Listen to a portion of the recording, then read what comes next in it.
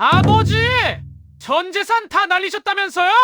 그럼 이제 우리 남남해요! 호적하자고요! 평생 손톱 밑에 흙 박아가며 의사 만들고 대기업 보냈더니 돌아온 건 짐승만도 못한 폐륜이었습니다. 하지만 자식들은 꿈에도 몰랐을 겁니다. 그날 아버지가 건넨 비참한 고백은 자식들의 가면을 벗기기 위한 100억 유산 테스트였다는 것을요. 눈먼 돈 앞에 괴물이 된 자식들과 그들을 향한 아버지의 처절하고도 완벽한 복수극. 지금 그 소름 돋는 반전이 시작됩니다. 내 이름은 한상철. 일평생을 건설 현장에서 흙바람 마시며 살았습니다. 손톱 밑에 때가 가실 날이 없었고 허리는 굽어 펴질 줄 몰랐지만 내 자식 셋만큼은 남부럽지 않게 키우고 싶었습니다. 그게 내 인생의 유일한 훈장이자 삶의 이유였으니까요. 첫째는 의사, 둘째는 대기업 간부, 막내딸은 부잣집으로 시집 보냈을 때 나는 이제 죽어도 여한이 없다고 생각했습니다.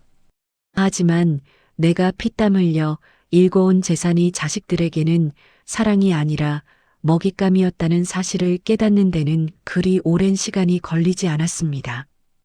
어느 날부터인가 자식들의 전화가 잦아졌습니다. 아버지, 요즘 건강은 어떠세요? 라는 안부 인사 뒤에는 항상 이번에 투자할 곳이 생겼는데 애들 유학비가 좀 모자라네요 라는 본론이 따라붙었죠. 내가 평생 모아둔 상가 건물과 땅이 그들의 눈에는 그저 자신들의 화려한 삶을 지탱해줄 화수분으로 보였던 모양입니다. 자식들의 끝없는 요구에 가슴이 답답해지던 찰나 나는 결심했습니다. 죽기 전에 이 아이들의 진짜 마음을 확인해야겠다고 말이죠. 내 재산이 아닌 한상철이라는 보잘것없는 늙은 애비를 사랑하는 마음이 단 한 조각이라도 남아있는지 말입니다. 저는 일부러 허름한 점퍼를 걸치고 얼굴에는 수심이 가득한 연기를 하며 식당 문을 열었습니다. 자식들은 제가 들어서자마자 반갑게 맞이하는 듯 했지만 그들의 시선은 제 손에 들린 가방이나 제 표정을 살피느라 분주했습니다. 아버지, 오셨어요? 그런데 표정이 왜 그러세요? 무슨 일 있으세요? 첫째 아들, 의사 아들이 가장 먼저 입을 뗐습니다. 나는 숟가락을 들 생각도 하지 못한 채 깊은 한숨을 내쉬며 고개를 떨고 왔습니다. 그리고 미리 준비한 지옥의 서막을 열었죠. 얘들아, 내가 너희 볼 낯이 없다. 정말 죽을 죄를 졌어. 내 목소리가 떨리자 장내에는 순식간에 정적이 감돌았습니다. 둘째 아들이 잔을 내려놓으며 물었습니다. 아버지, 무슨 말씀이세요? 죽을 죄라니요? 실은 내가 이번에 친구놈 꼬드김에 넘어가서 무리하게 투자를 좀 했다. 그런데 그게 다 사기였다는구나. 내 명의로 된 상가랑 땅, 그리고 통장에 있던 현금까지 몽땅 날렸다. 심지어 지금 살고 있는 집까지 압류가 들어올 판이야. 그 말이 떨어지는 순간 식당 안의 공기는 얼어붙다 못해 날카로운 칼날이 되어 돌아왔습니다. 1분 전까지만 해도 아버지 건강이 최고라며 웃던 자식들의 얼굴에서 웃음기가 썰물 빠지듯 사라졌습니다. 가장 먼저 반응한 것은 막내딸이었습니다. 아버지, 그게 무슨 말씀이세요? 전 재산을 날리다니요? 그럼 제 이번 달 아파트 잔금은요? 아버지가 보태주기로 하셨잖아요. 딸의 목소리는 걱정이 아니라 분노로 가득 차 있었습니다. 나는 애처로운 눈빛으로 딸을 바라보며 말했습니다. 미안하다. 당장 길거리에 나앉게 생겼어. 얘들아, 당분간 내가 너희 집을 돌아가며 좀 지내면 안 되겠니? 너희 키울 때처럼 내가 집안일도 돕고.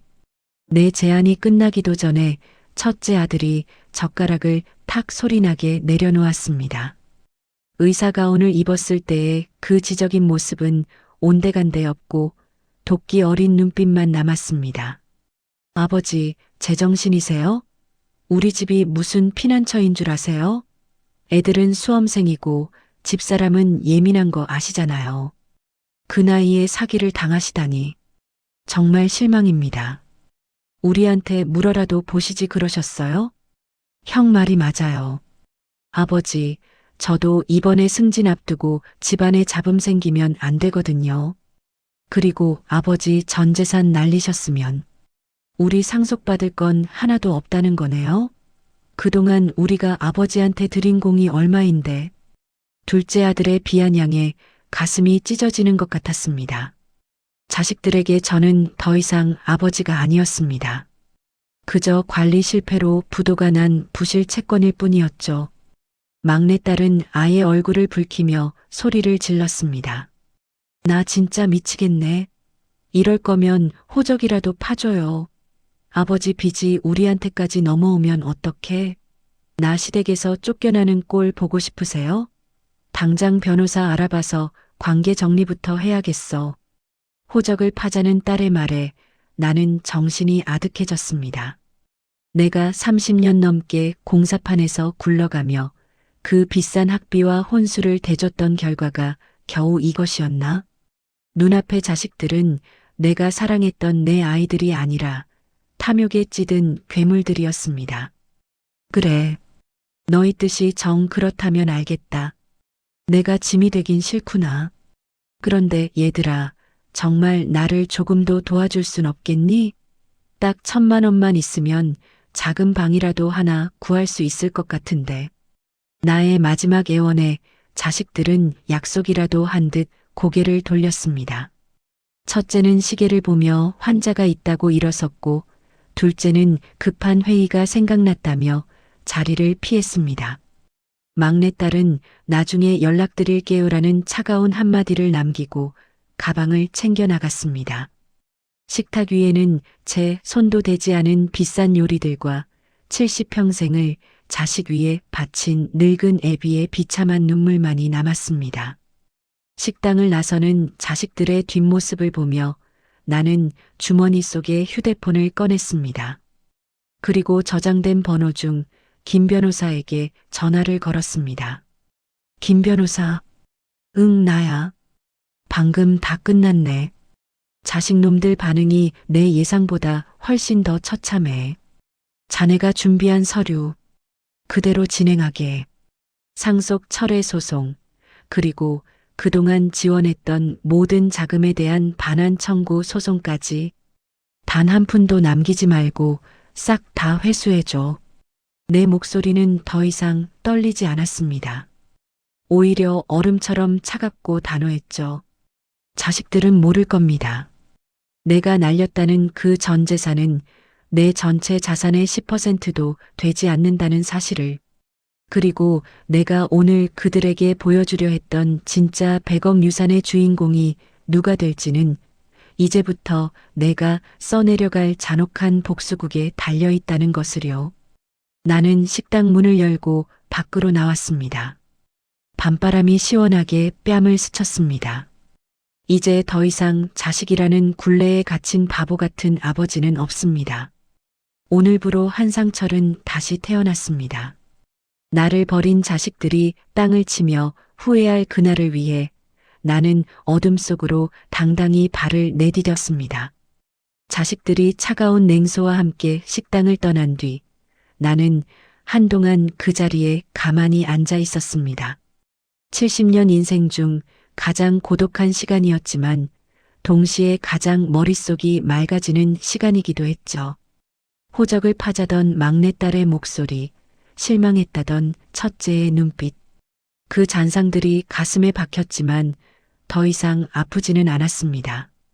슬픔이 지나간 자리에는 오직 하나, 정의로운 심판만이 남았기 때문입니다. 나는 그 길로 낡은 고시원으로 거처를 옮겼습니다. 자식들에게는 집이 압류되어 길거리로 나앉았다고 문자를 보냈죠. 물론 돌아오는 답장은 없었습니다. 첫째는 번호를 차단했고 둘째는 바쁘니 나중에 얘기하자는 자동응답 메시지만 보냈으며 막내는 아예 읽지도 않았습니다. 그들이 제가 죽었는지 살았는지조차 궁금해하지 않는 동안 나는 김 변호사와 함께 아주 특별한 선물을 준비하기 시작했습니다. 그로부터 딱 한 달 뒤 대한민국 경제신문 일면에 기이한 기사 하나가 실렸습니다. 강남에 숨은 재력가 H 회장 100억대 빌딩 신축 완료. 익명의 복지재단에 수익금 전액 기부 예정. 기사 속 사진에는 얼굴이 가려진 채 빌딩 앞에 서 있는 한 노인의 뒷모습이 찍혀 있었습니다. 이 기사를 가장 먼저 본 것은 둘째 아들이었습니다. 대기업 간부로 일하며 늘 정보에 밝았던 그는 기사 속 H 회장의 실루엣이 묘하게 낯익다는 것을 느꼈습니다. 그리고 결정적으로 사진 속 노인이 차고 있는 낡은 가죽 시계. 그것은 자신이 대학 졸업 때 아버지가 선물했던 이제는 단종된 구형 모델이었습니다. 설마, 에이, 그럴 리가 없지. 아버지는 지금 전 재산 날리고 고시원에서 중내 사내하고 계시는데, 둘째는 고개를 저었지만 의구심은 가시지 않았습니다. 그는 곧장 첫째 형과 막내 여동생을 불러 모았습니다. 세 사람은 강남의 카페에 모여 기사를 뚫어지게 쳐다보았습니다. 형, 이거 봐봐. 이 시계 아버지가 차던 거랑 똑같지 않아? 그리고 H 회장의 H. 우리 성인 한 씨의 이니셜 아니냐고. 첫째 아들은 코방귀를 뀌었습니다. 야, 아버지가 무슨 돈이 있어서 강남에 빌딩을 지어? 사기당해서 빈털털이라고 우리한테 구걸하던 거 잊었어? 그냥 우연히 닮은 사람이겠지. 하지만 막내딸의 생각은 달랐습니다. 오빠들 혹시 모르잖아. 아버지가 우리 테스트하려고 거짓말하신 거면 어떡해? 만약 저 빌딩이 정말 아버지 거라면 우리 지금 큰 실수한 거야. 세 사람의 마음속에는 탐욕과 불안이 동시에 피어올랐습니다. 그들은 결국 사실을 확인하기 위해 아버지가 있다고 한 고시원을 찾아갔습니다. 그곳에서 그들이 목격한 것은 정말로 초라하기 짝이 없는 아버지의 모습이었습니다. 냄새나는 좁은 방에서 컵라면을 드시고 계신 아버지를 보며 첫째와 둘째는 안심했습니다. 껍봐, 내 말이 맞지? 저 기사 속 회장이 아버지일 리가 없잖아. 야, 빨리 가자. 여기 냄새나서 못 있겠다. 하지만 막내딸은 마지막으로 한 번 더 확인하고 싶었습니다. 아버지, 저 기사 보셨어요? 강남에 빌딩 지은 H 회장 말이에요. 사람들이 아버지가 아니냐고 하던데. 나는 컵라면 국물을 들이키며 퀭한 눈으로 딸을 보았습니다. 빌딩? 그런 게 있었으면 내가 여기서 이러고 있겠니? 나는 이제 아무것도 없다. 너희가 말한 대로 호적이라도 빨리 파줘야 내가 마음이 편할 것 같구나. 내 말에 자식들은 질색하며 손사래를 쳤습니다. 아유, 아버지, 저희가 언제 진짜로 파자고 했어요? 그냥 속상해서 그랬죠. 아무튼 몸조리 잘하세요. 저희 갑니다. 자식들이 도망치듯 고시원을 빠져나가는 소리를 들으며 나는 입가에 맺혔던 컵라면 국물을 닦아냈습니다. 그리고 침대 밑에서 최신형 태블릿 PC를 꺼냈습니다. 화면에는 빌딩의 임대 수익과 재단 설립 현황이 실시간으로 올라오고 있었습니다. 김 변호사, 자식놈들이 방금 다녀갔네. 끝까지 돈 냄새만 맡으려 하더군. 이제 슬슬 진짜 연극을 시작하지. 일주일 후 자식들은 각각 법원으로부터 등기 우편 한 통씩을 받았습니다. 그것은 증여 재산 반환 청구 소송 소장이었습니다. 아버지가 그동안 자식들에게 보태주었던 아파트 구입 자금, 개원 비용, 유학비 등을 모두 부당이득으로 간주하여 돌려달라는 내용이었죠. 동시에 뉴스에서는 더 충격적인 소식이 들려왔습니다. H&S 빌딩의 실제 소유주 한상철 회장, 전재산 사회 환원 선포식 개최. 이번에는 얼굴이 정면으로 나온 기사였습니다. 자식들은 혼비백산했습니다. 컵라면을 먹던 그 노인이 자신들이 쓰레기 취급하며 버렸던 그 아버지가 사실은 100억대 자산가였다는 사실을 알게 된 순간 그들의 머릿속에는 오직 하나 돈에 대한 집착이 다시 불붙었습니다. 아버지, 아버지, 저희 왔어요. 고시원 앞은 이제 자식들이 몰고 온 외제차들로 가득 찼습니다. 첫째는 명품 보약을 들고, 둘째는 최고급 호텔 예약권을 들고, 막내딸은 눈물까지 흘리며 고시원 복도를 뛰어들어왔습니다. 아버지, 저희가 잘못했어요. 그때는 저희도 너무 당황해서 그랬던 거예요. 아버지가 빌딩주라니, 역시 우리 아버지는 대단하세요. 저희가 효도할게요. 제발 문 좀 열어주세요. 하지만 굳게 닫힌 고시원 문 너머에서는 아무런 대답이 없었습니다. 대신 정장을 차려입은 김 변호사와 경호원들이 그들의 앞을 가로막았습니다. 한상철 회장님께서는 이미 이곳을 떠나셨습니다. 그리고 여러분께 전할 말이 있다고 하셨습니다. 돈 없는 아버지는 필요 없다더니 빌딩주 아버지는 반가운 모양이구나.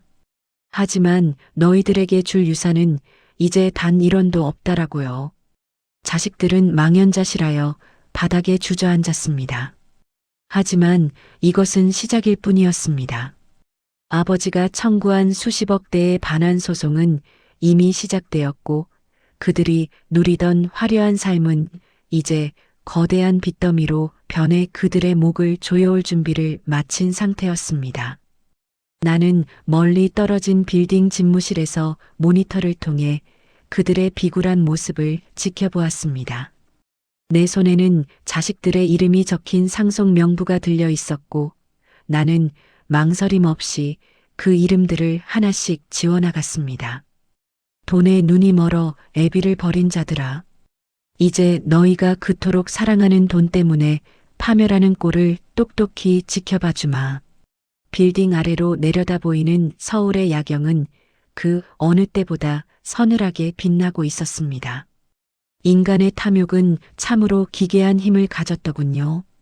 며칠 전까지만 해도 고시원 냄새가 역겹다며 코를 막고 도망치던 자식들이 이제는 그 좁고 침침한 고시원 복도에 매일같이 진을 치고 앉아 있습니다.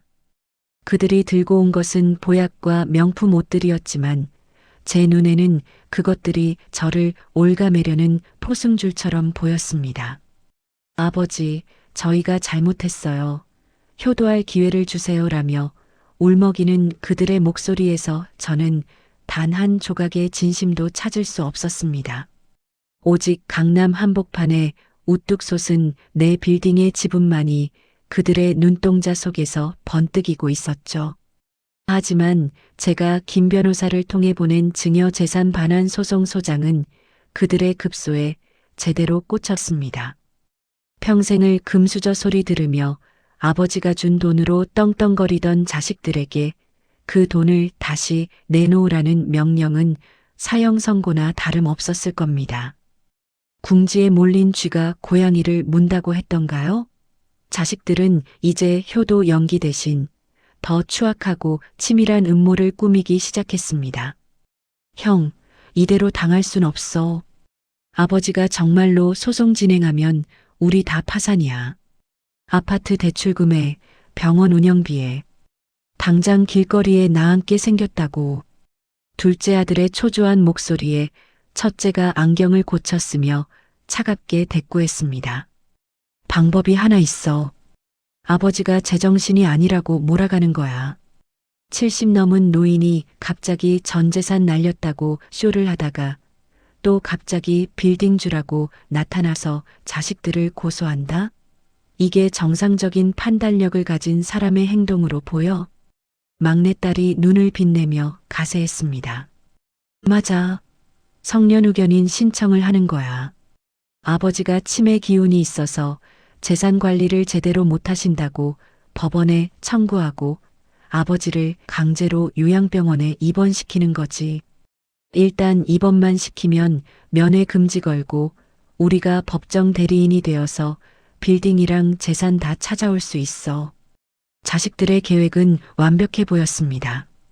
그들은 아버지가 고시원에서 컵라면을 먹으며 헛소리를 했다는 녹취록을 조작하고 평소 아버지가 깜빡깜빡했던 사소한 실수들을 치매 증상으로 둔갑시킨 방대한 보고서를 만들었습니다. 그리고 어느 날 새벽 그들은 사설 구급차 대원들을 대동하고 제가 머물던 고시원을 습격했습니다. 아버지, 다 아버지를 위해서 이러는 거예요. 정신이 편찮으시니까 좋은 병원 가서 치료받으셔야죠. 첫째 아들의 가식적인 목소리가 들리고 저는 저항할 틈도 없이 강제로 스트레처카에 묶였습니다. 둘째와 막내딸은 제 방을 뒤지며 빌딩 관련 서류와 인감도장을 찾느라 혈안이 되어 있었죠. 저는 소리를 지르는 대신 조용히 그들의 얼굴을 하나하나 가슴에 새겼습니다. 그래, 너희가 드디어 넘지 말아야 할 선을 넘었구나. 병원으로 실려가는 구급차 안에서 저는 몰래 손목시계에 장착된 녹음 버튼을 눌렀습니다. 그리고 도착한 곳은 도시 외곽의 폐쇄적인 정신병원이었습니다. 자식들은 병원장에게 거액의 기부금을 약속하며 저를 철저히 격리하라고 당부했습니다. 면회는 오직 자신들만 가능하게 하고 변호사와의 접촉도 차단하라고 말이죠. 이제 됐어. 이제 법원에서 판결만 나오면 저 빌딩은 우리 거야. 아버지는 저 안에서 평생 약이나 드시며 사시면 돼. 그게 우리 모두를 위해 좋은 일이지. 자식들은 승리를 확신하며 아버지의 빌딩으로 달려갔습니다. 임대료를 가로채고 빌딩을 담보로 대출을 받아 자신들의 빚을 갚을 꿈에 부풀어 있었죠. 하지만 그들이 빌딩 로비에 발을 들여놓는 순간 그들을 기다리고 있는 것은 황금빛 미래가 아니라 차가운 수사관들이었습니다. 김도윤, 김도현, 김민아 씨 맞습니까? 존속 협박 및 강제 감금 그리고 사문서 위조 혐의로 긴급 체포합니다. 자식들은 경악했습니다. 무슨 소리예요? 우리 아버지는 치매 환자라 병원에 계신다고요. 그때 경찰들 사이로 제가 천천히 걸어 나왔습니다. 환자복이 아닌 최고급 수트를 입은 정정한 모습으로 말이죠. 자식들은 귀신이라도 본 듯 자리에 주저앉았습니다. 아버지, 어떻게 병원에 계셔야 할 분이 어떻게 여기. 나는 그들에게 다가가 조용히 속삭였습니다. 너희가 매수한 병원장, 실은 5년 전부터 내 장학재단의 후원을 받던 제자란다. 내가 너희가 이럴 줄 알고 미리 부탁을 좀 해뒀지. 너희가 병원 복도에서 나를 가두고 재산 나눠 가질 궁리하던 그 모든 대화. 이미 경찰에 증거로 다 제출됐어. 자식들의 얼굴이 순식간에 흑빛으로 변했습니다. 제가 고시원에 들어갔던 것도 자식들에게 구걸했던 것도 그리고 순순히 병원에 끌려갔던 것도 모두 그들의 악마 같은 본성을 법적 증거로 남기기 위한 저의 치밀한 설계였습니다. 아버지, 한 번만 살려주세요. 저희가 잠시 미쳤었나 봐요. 막내딸이 내 바지가랑이를 붙잡고 울었지만 저는 단호하게 발을 뺐습니다. 살려달라고? 너희가 나를 그 차가운 병실에 가두려 했을 때 너희 마음속에 내 생명에 대한 존중이 단 1g이라도 있었니? 너희는 내 아버지가 아니라 내 재산을 갉아먹는 기생충일 뿐이다. 경찰차에 실려가는 자식들의 뒷모습을 보며 나는 김 변호사에게 마지막 명령을 내렸습니다. 상속 파약 서류 완성됐지? 그리고 저 아이들이 그동안 내 명의를 도용해 쓴 사금융 대출들 전부 본인들이 책임지게 해. 단 한 푼의 유예도 주지 마라. 나는 빌딩 옥상 정원에 올라가 서울 시내를 내려다보았습니다. 100억? 이 돈이 없었더라면 나는 여전히 자식들의 거짓 효도에 속아 행복한 바보로 살았을까요? 아니면 돈이 없어서 정말로 길거리에 나앉았을까요? 인생은 참으로 얄궂습니다. 가장 소중하다고 믿었던 핏줄을 내 손으로 끊어내야만 진정한 자유를 얻을 수 있다니 말이죠. 나는 이제 이 빌딩을 팔아 전 세계의 고아들을 위한 재단을 설립할 계획입니다. 나를 버린 자식들이 아니라 나를 필요로 하는 이름 모를 아이들이 제 진짜 유산의 주인이 될 것입니다. 하늘은 푸르고 높았습니다. 70평생 짊어졌던 가장이라는 무거운 멍에를 벗어던진 제 어깨가 오늘따라 유난히 가볍게 느껴졌습니다. 자식들이 수갑을 찬 채 끌려가던 날 빌딩 로비에 남겨진 것은 그들이 신고 온 명품 구두 한 짝과 살려달라는 비굴한 외침뿐이었습니다. 경찰차의 사이렌 소리가 멀어질 때마다 제 가슴 속에서는 70년 동안 쌓아온 부성애라는 이름의 모래성이 소리 없이 무너져 내리고 있었죠. 자식들은 제가 병원에서 순순히 죽어주길 바랐겠지만 저는 그들이 판 지옥보다 더 깊은 함정을 준비해 두었습니다. 그들은 법의 심판을 받는 것보다 더 무서운 현실을 마주하게 될 것입니다. 바로 그들이 그토록 사랑하고 숭배하던 돈이 사라지는 고통 말입니다. 구치소에 수감된 자식들을 대신해 저는 곧바로 제가 청구한 증여 재산 반환 소송의 판결을 확정지었습니다.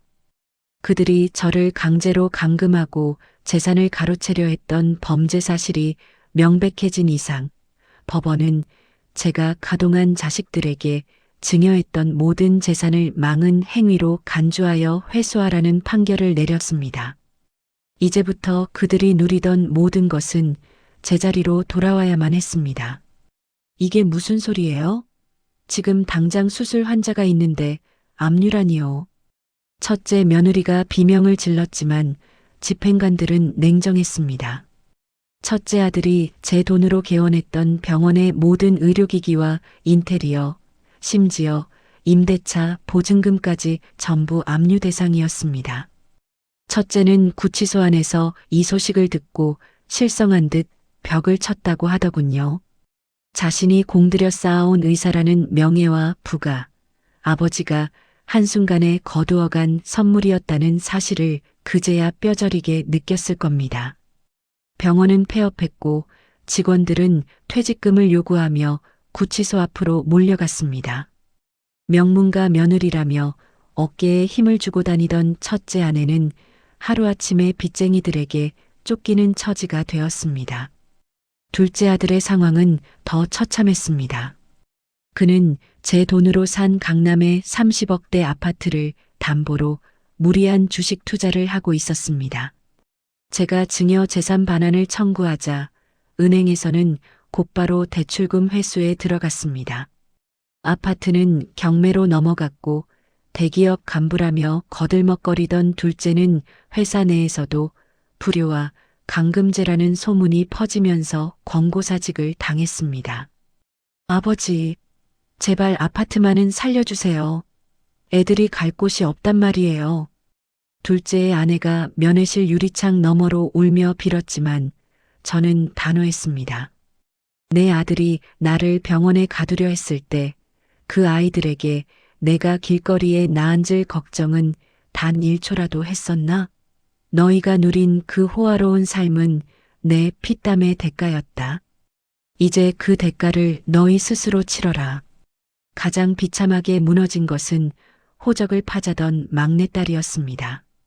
그녀의 시댁은 철저한 정략 결혼의 결과물이었고 그 배경에는 제가 약속했던 막대한 상속 재산이 있었습니다.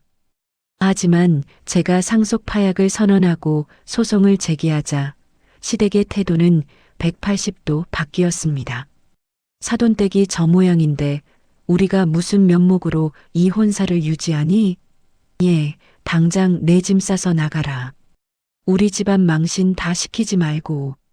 막내딸은 예단으로 가져갔던 명품 가방 하나 챙기지 못한 채 쫓겨났습니다. 그녀가 그토록 자랑하던 사모님 타이틀은 신기루처럼 사라졌고 그녀를 지탱해주던 친구들도 불효녀랑은 놀 수 없다며 등을 돌렸습니다. 고시원 앞을 외제차로 메우며 효도 연기를 하던 자식들은 이제 각자의 지옥에서 서로를 탓하며 무너져 내리고 있었습니다. 저는 그들의 몰락을 지켜보며 빌딩 집무실에 앉아 있었습니다. 책상 위에는 자식들이 그동안 제 돈으로 쓴 카드 명세서와 사치품 구입 내역들이 산더미처럼 쌓여 있었죠. 저는 그것들을 하나하나 파쇄기에 집어넣었습니다. 종이가 갈리는 소리가 마치 제 가슴 속에 남은 마지막 미련이 잘려나가는 소리처럼 들렸습니다. 김 변호사, 이제 마지막을 준비하지. 자식들이 구치소에서 나오면 마주하게 될 진짜 선물 말이야. 저는 자식들이 출소하는 날에 맞춰 또 다른 계획을 세웠습니다. 그들이 빈손으로 세상에 던져졌을 때 과연 그들이 다시 사람으로 돌아올 수 있을지, 아니면 더 깊은 탐욕의 수렁으로 빠져들지 지켜보고 싶었기 때문입니다. 돈은 사람을 살리기도 하지만 영혼을 갉아먹는 독이 되기도 하지. 내 자식들은 그 독에 중독되어 스스로를 파괴했다. 나는 이제 그들에게 치료제가 아닌 마지막 거울을 보여주려 한다. 창밖으로 노을이 지고 있었습니다. 70평생 제가 일궈온 100억의 유산. 이제 그 유산은 자식들의 호화로운 무덤이 아니라 세상의 아픈 곳을 치유하는 빛이 될 준비를 마쳤습니다. 구치소의 차가운 철문이 열리고 자식들이 세상 밖으로 나왔을 때 그들을 기다리는 것은 화려한 외제차도 고개를 조아리던 비서들도 아니었습니다. 오직 겨울바람처럼 싸늘한 현실과 텅 빈 주머니뿐이었죠. 집은 경매로 넘어갔고 병원은 폐업했으며 시댁에서 쫓겨난 막내딸은 갈 곳이 없었습니다. 그들은 이제 제가 예전에 머물던 그 낡고 좁은 고시원 방 하나를 구하기 위해 서로를 밀쳐야 하는 처지가 되었습니다. 저는 그들이 이 고통 속에서 가족의 의미를 단 한 번이라도 되새기길 바랐지만 인간의 탐욕은 고통 속에서 더욱 흉측하게 자라나더군요. 저는 출소한 그들에게 김 변호사를 통해 마지막 전가를 보냈습니다. 내 전 재산 100억은 이미 사회 환원을 위해 재단으로 넘어갔다. 하지만 내 고향 탄광마을 지하 금고에 딱 하나 상속을 위해 남겨둔 진짜 보물이 있다. 그것을 먼저 찾는 자에게 내 마지막 명의의 땅을 물려주마. 그것은 명백한 거짓말이자 그들의 남은 인간성마저 시험하기 위한 마지막 덫이었습니다. 형, 아버지가 말한 곳이 여기 맞아? 정말 금고가 있는 거야? 둘째 아들의 목소리는 탐욕으로 부들부들 떨리고 있었습니다. 첫째 아들은 이미 눈이 뒤집힌 상태였습니다. 의사로서의 명예도 아내와의 신뢰도 모두 잃은 그에게 남은 것은 아버지가 숨겨뒀다는 그 마지막 한 방뿐이었죠. 조용히 해. 누구라도 먼저 찾으면 그게 임자야. 아버지도 그러셨잖아. 먼저 찾는 자가 주인이라고. 막내딸은 오빠들을 밀치며 폐허가 된 집안을 샅샅이 뒤졌습니다. 한때 한솥밥을 먹으며 서로를 챙기던 남매의 모습은 온데간데 없었습니다. 그들은 금고를 찾기 위해 썩은 바닥재를 뜯어내고 먼지 쌓인 가구들을 부수며 서로에게 욕설을 내뱉었습니다. 아, 김민아, 내가 감히 오빠를 밀쳐? 넌 이미 시댁에서도 버려진 년이 무슨 상속이야. 뭐라고? 큰오빠야말로 병원 말아먹고 아버지 정신병원 가두려던 주범이잖아. 아버지 유산 받을 자격 없어. 추악한 폭로전이 이어지는 가운데 둘째 아들이 거실 구석 바닥 밑에서 낡은 철제 상자 하나를 발견했습니다. 찾았다. 여기야. 그 순간 첫째와 막내가 하이에나처럼 달려들었습니다. 셋은 상자를 차지하기 위해 흙바닥을 뒹굴며 육탄전을 벌였습니다. 옷이 찢어지고 얼굴에 상처가 나도 그들은 멈추지 않았습니다. 이게 뭐야? 종이, 지도야? 자식들이 숨을 헐떡이며 상자 안에 종이를 꺼냈습니다. 그것은 지도가 아니었습니다. 30년 전 아버지가 건설 현장에서 일하며 자식들의 학비를 대기 위해 매일같이 기록했던 가계부와 일기장이었습니다. 첫째 의대 등록금 마련을 위해 이번 달은 야간 작업까지 뛰었다. 몸은 힘들지만 아이의 미래를 생각하니 견딜만하다. 둘째 취업 정장 한 벌 사주려고 비상금을 다 털었다. 아들이 기뻐하는 모습을 보니 배가 부르다. 막내딸 결혼할 때 줄 목걸이를 샀다. 우리 공주님 좋은 곳 가서 사랑받고 살길. 종이에는 아버지의 투박한 손글씨로 자식들을 향한 눈물겨운 사랑이 가득 적혀 있었습니다. 하지만 그 글귀를 읽는 자식들의 눈에는 감동 대신 분노가 서렸습니다. 이게 뭐야? 돈은 어디 있어? 아버지가 우리를 또 속인 거야? 이딴 종이 조각이 무슨 보물이야? 첫째 아들이 일기장을 갈기갈기 찢어 허공에 날렸습니다. 막내딸은 상자를 발로 차며 울부짖었습니다. 어떻게 끝까지 이럴 수 있어? 우리 인생 다 망쳐놓고 겨우 추억팔이나 하라고? 그때였습니다. 폐가 밖으로 수십 대의 경찰차 사이렌 소리가 들려왔습니다. 자식들은 혼비백산하여 도망치려 했지만 이미 늦었습니다. 김 변호사가 나타나 차가운 목소리로 말했습니다. 한상철 회장님께서 전하시는 마지막 말씀입니다. 너희가 찢어버린 그 일기장이 내 인생의 유일한 보물이었다.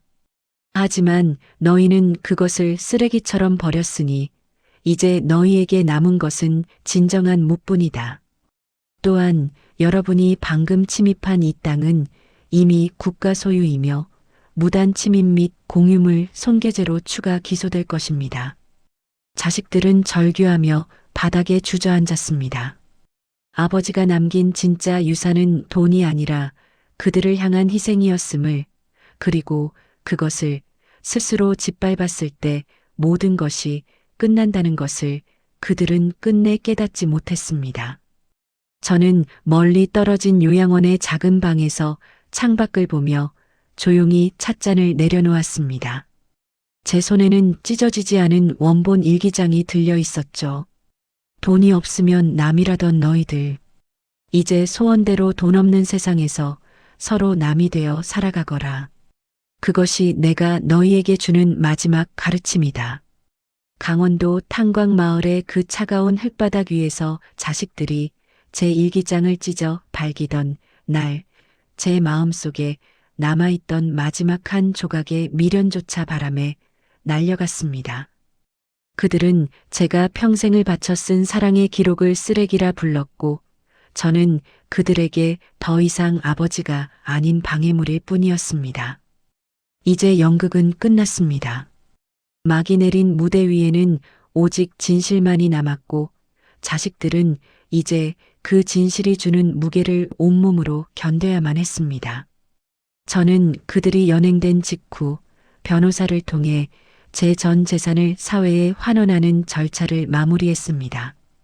강남의 그 100억대 빌딩은 이제 한상철 장학재단이라는 이름으로 세상에 공개되었습니다. 돈이 없어 꿈을 포기해야 하는 청년들, 그리고 평생을 자식에게 헌신하다 버려진 노인들을 위한 안식처가 된 것이죠. 하지만 자식들에게 돌아갈 몫은 제가 처음 고백했던 대로 정말 단 한 푼도 남지 않았습니다. 어이, 김씨. 오늘 현장 나갈 사람 다 찼어. 내일 다시 와. 강남에서 제일 잘 나가는 성형외과 원장이었던 첫째 아들은 이제 인력시장을 전전하는 잡부 김씨가 되었습니다. 의사 면허는 정지되었고 아내와 자식들은 그를 버리고 떠난 지 오래였죠. 그는 제가 건설 현장에서 먹었던 그 차가운 컵라면을 이제야 직접 사서 먹으며 눈물을 흘렸습니다. 아버지가 이렇게 사셨던 거예요? 저는 그것도 모르고. 그가 찢어버린 일기장 속에는 제가 그를 의대로 보내기 위해 공사판에서 굴렀던 기록들이 고스란히 담겨 있었습니다. 이제 그는 매일 밤 쑤시는 허리를 부여잡으며 아버지가 느꼈던 그 고통을 비로소 제 몸으로 배우고 있었습니다. 하지만 그에게 돌아갈 용서의 손길은 없었습니다. 화려한 사모님으로 살던 막내딸은 이제 식당 뒷방에서 파출부 일을 하며 하루하루를 연명하고 있었습니다. 시댁에서 쫓겨날 때 그녀를 비웃던 친구들은 이제 그녀의 전화를 받지 않습니다. 그녀는 손톱 밑에 낀 때를 보며 오열했습니다. 아버지가 손톱 밑에 흙 박아가며 벌어준 돈으로 내가 무슨 짓을 한 거야. 100억이 아니라 아버지가 필요했는데. 그녀는 제가 요양원에 버려졌을 때 느꼈을 그 지독한 고독을 이제서야 홀로 감당하고 있었습니다. 돈이 없으면 남이라던 그녀의 말은 부메랑이 되어 그녀의 가슴을 난도질했습니다. 저는 이제 더 이상 고시원에 살지도 자식들에게 구걸하지도 않습니다. 제가 세운 재단에서 운영하는 작은 쉼터에서 저와 비슷한 처지의 노인들과 함께 텃밭을 일구며 평화로운 나날을 보내고 있습니다. 자식들은 가끔 제 소식을 듣고 재단 앞으로 찾아와 무릎을 꿇고 울기도 하지만 저는 그들을 만나지 않습니다. 김 변호사, 저 아이들이 찾아오면 이 편지만 전해주게. 편지에는 짧은 문구만이 적혀 있었습니다.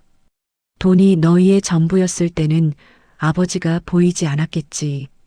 이제 돈이 없는 세상에서 너희 자신을 먼저 찾아라. 그게 내가 너희에게 줄 수 있는 마지막 상속이다. 저는 재단 마당에 핀 꽃들을 보며 생각했습니다. 100억이라는 돈은 결국 저에게 자식들의 진심을 가르쳐 주었고 동시에 제가 진정으로 사랑해야 할 대상이 누구인지를 알려주었습니다. 제 피부치는 아니지만 제 도움으로 다시 꿈을 꾸는 저 아이들이 이제 제 새로운 가족입니다. 그 사람들은 말합니다. 부모는 자식에게 모든 것을 주어야 한다고. 하지만 때로는 아무것도 주지 않는 것이 부모가 줄 수 있는 가장 큰 사랑일지도 모릅니다. 탐욕에 눈먼 자식들에게 거울을 보여준 한 아버지의 선택. 여러분은 어떻게 보셨습니까?